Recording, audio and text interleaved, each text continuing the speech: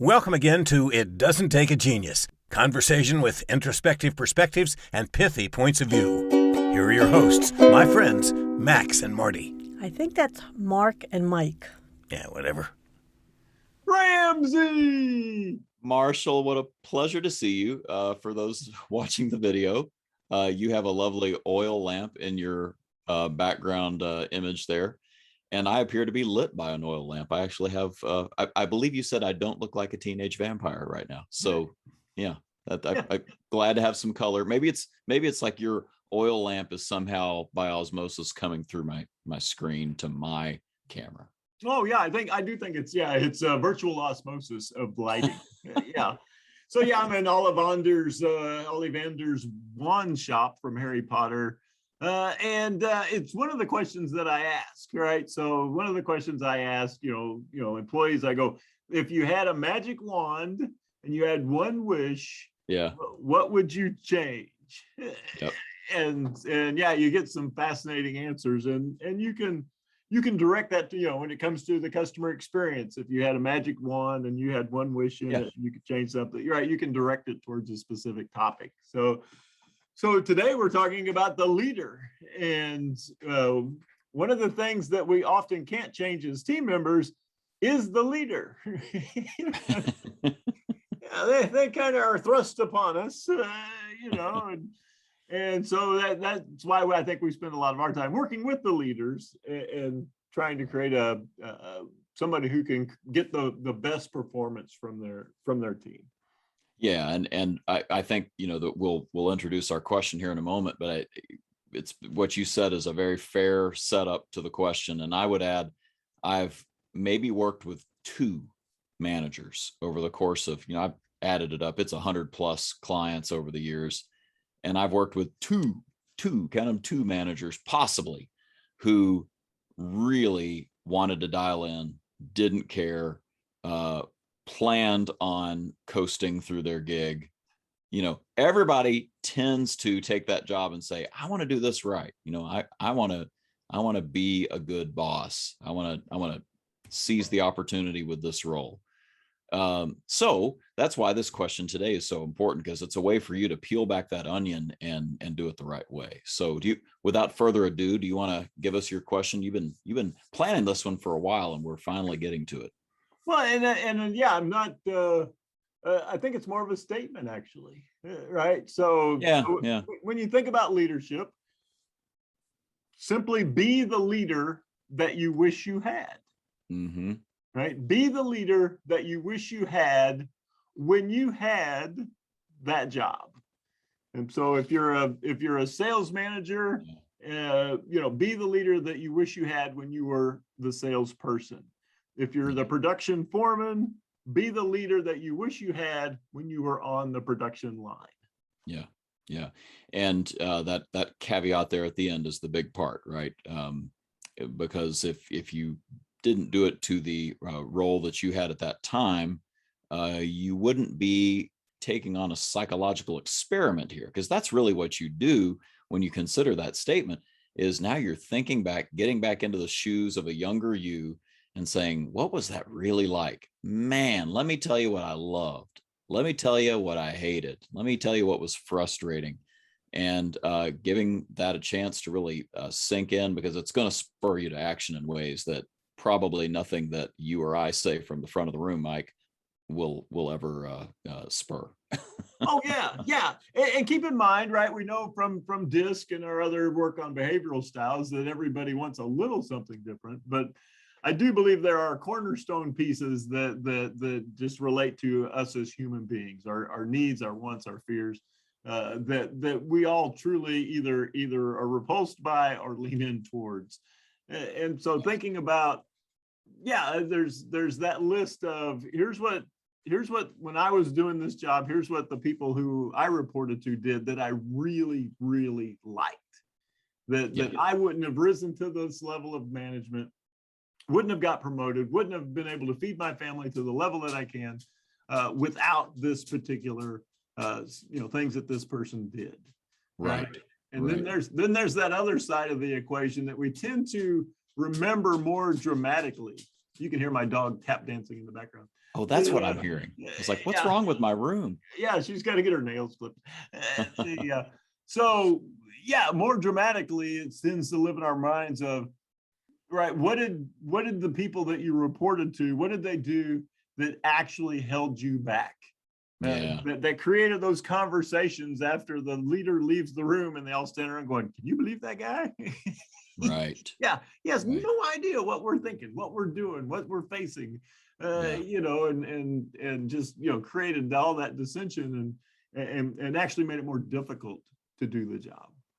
And that's really, you said it before we started recording, a lot of this is about empathy. You're empathizing with your people because you're getting into their shoes again.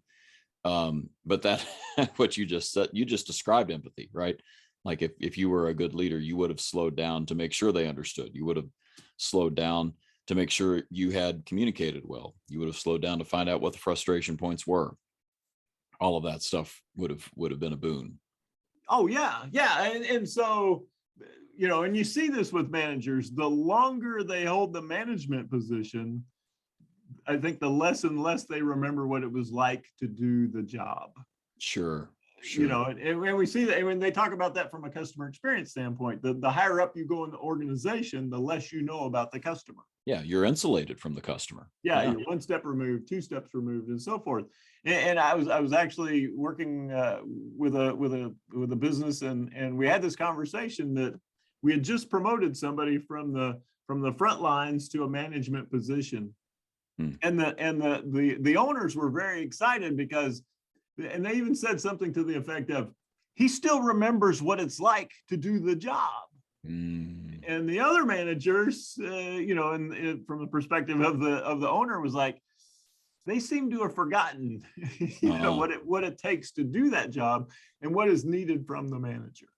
Boy, that's a stunning, realization. And to think what you lose, when you have all that insulation, all those layers of, management in between you and the customer and so on. And I guess that's, what came to me when I sort of considered the statement, and I was thinking through, now I was thinking through like a question, what are the things that I wish I had that I wish I hadn't had? A lot of it really did boil down to, I was at the ground level, but I still didn't know anything. I had the customer feedback right in front of me, but I was so new to the role that I didn't understand exactly what had just happened. I don't think that client's happy, but I'm not sure why. And so it was really twofold. Sometimes that was just me not understanding, no, that client's actually really engaged. They're giving you pushback because they want this to be super, super effective, the thing that you're working on for that account, for that client. And so what I really wished I would have gotten more of in the early days, and I don't know that anybody at the time, I hold zero ill will toward anybody, because this is, stuff that we really didn't even talk about back then. Late 90s, early 2000s, is how am I doing? Like getting some feedback from your superiors to say, you're doing okay. Here's what's working. These are the things that are going well. Here's some areas where you want to work on improving. But even if I had just got a thumbs up and said, hey, things are okay, Mark, still going well, that would have helped a young Mark Ramsey. Now, fast forward to our day and age, it turns out that that's super important. We're learning that, the millennials and Gen Z and so on would really like constant feedback, weekly, daily, perhaps. Some of the big five accounting firms that are no longer the big five, are they the big three now? I don't know what they are. But anyway, the consulting groups, they have surveys that go out at the end of every single client interaction in some cases. So, all of your junior account managers are getting some sort of feedback all the time. I would have loved more feedback. Oh yeah, no, I remember specifically, I had a job and I had this lovely Midwestern boss, and this person was very nice, and they would encourage me and they'd tell me the good stuff. And then I had the people who'd been doing the job longer around me going, all right, here's what management thinks really is important, right? You have to do this number of days per year. You have to do this, you have to do that. And it was confusing because my boss is telling me one thing, and then these people who are at my level are telling me something different. And yeah, I discovered in the end, the people were right. My boss had not, shared with me all the information that I needed to be successful. And it could have been for a number of reasons, just wanting to be polite, not thinking it was worth the time. Right. But bottom line, you needed to know it. Yeah, I'm thinking, and looking back, that maybe they didn't understand the culture in which we were working. That's interesting. Right. They didn't know to communicate it because they may have not have grasped it. But right. I remember kind of like you, I was thinking, man, just tell me what's going on, right? Tell me when I'm doing well, tell me when I'm not, and the, kind of what you describe is, we've talked about this, the after action debrief. Yeah. Right. You met with this client, we got some feedback, let's sit down, go back through our coaching questions. What went well?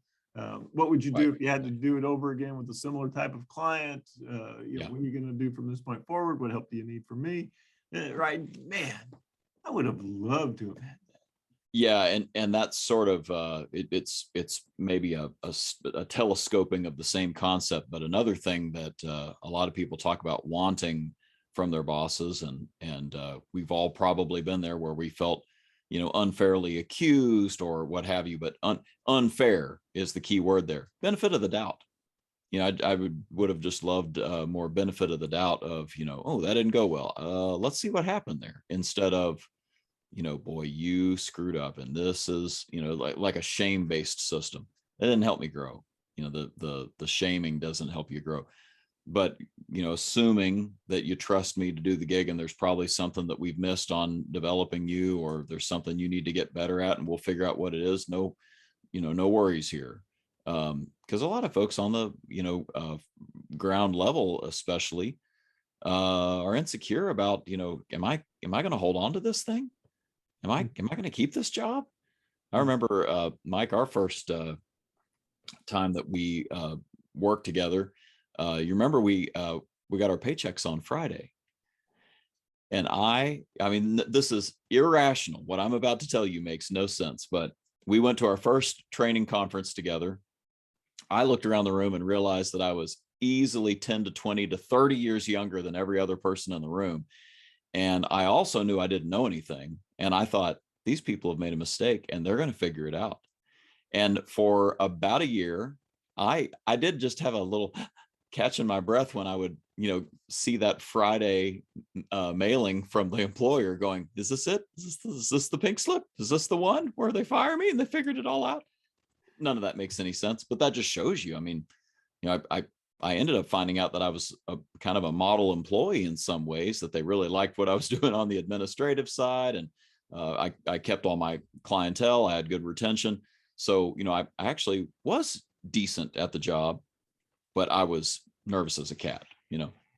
Any and all feedback helped me. That's why Dolores, our mentor, was a great first boss there. Oh yeah. And I clearly, all of us telling you that, you were amazing. Right. I think my quote was, if you were a company, I would buy stock in you. You all were very kind. Yeah. We knew you were going places. So, but yeah, you need to hear that, and what do they call it? Imposter syndrome. Yeah. It is real for people, whether you're a multi-million-dollar actor or actress, or you're just out there doing a pretty basic, non-celebrity type job. Right. Yeah. We often feel like, man, if they ever find out, I'm out of here. Yeah. Oh, so that's it. So I think that's a really wonderful point. And think back, like it's talked about, those ones that are so emotional, where the boss, right, your leader, your manager, did something that just made you insane, and just don't do that, right? Don't do that to your people. If it made you nuts, it's probably going to make the other people nuts. I had a guy, I worked construction, put myself through college, and the foreman on the job would tell you to do something as you were doing it. So I would be stacking the lumber, and he'd come up and he'd go, Marshall, I need you to stack that lumber. And I don't know why, but it made me insane. Just like, what, you couldn't turn around and go, well, what do you think I'm doing? Just but you wanted to, That's awful. stuff like that. You're like, does he know? Does he know it makes me insane? And he's really excited about it, or is he? Is this on oblivious? purpose? Yeah. Is this a purposeful thing? Yeah. So yeah, so I've really made it a point not to tell people to do something that they're already doing. Makes sense. Just that simple, right? Just keep it simple, right? Maybe make your list, right? What are the things that were truly beneficial to me that my boss did? What are the things that truly held me back? And then, do more of that, do less of that. So that's probably the wrap up finality of this whole episode. This is not overly complicated. Do a little thought exercise and think back to what it was like to be in the role of your direct reports, and what would you take from that you want to stop doing?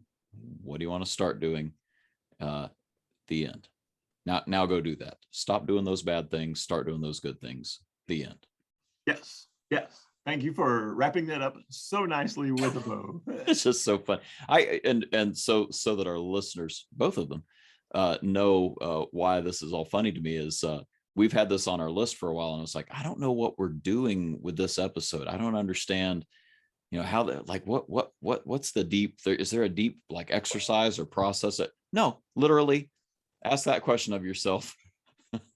Yeah, it's the old T chart, right? You draw a line across, you draw a T, and then you write pros and cons, right? Right. All things that were proactive, all things that were negatives. Make a list. Yeah. And maybe, all right, we'll make it harder. Prioritize it. Ooh, there you go. Yeah. Look at your list of things that you like that your boss did. Prioritize one and say, okay, I'm going to go work on that one for the next 6 months with my people.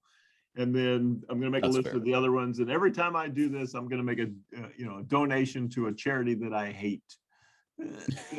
Just so that I will, remind myself not to do this. Right? I'm going to create a punishment for me if I do this to my people. That's funny because I know it's bad. Oh, that's good. All right. Well, on that note, I think this is a nice, short and sweet one. I hope it leaves people with just a mindset shift of having some empathy with their people, and let us know what you change. Can't wait to hear it. No doubt. Just remember what it was like. All right, let's listen to our announcer, who's a positive, bright light in our lives. That's exactly right. And there you have it, another session of contemporaneous extemporizing from Mark and Mike. I know it's redundant, but consider who we're talking about. As always, feel free to share the ideas you heard here. No right to reserve, no permissions needed. Thanks. See you next time on It Doesn't Take a Genius.